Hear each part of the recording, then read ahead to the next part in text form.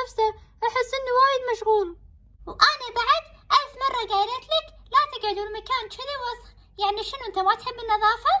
أصلا النظافة من الإيمان ولازم تكون وايد نظيف. إيمان؟ منو إيمان؟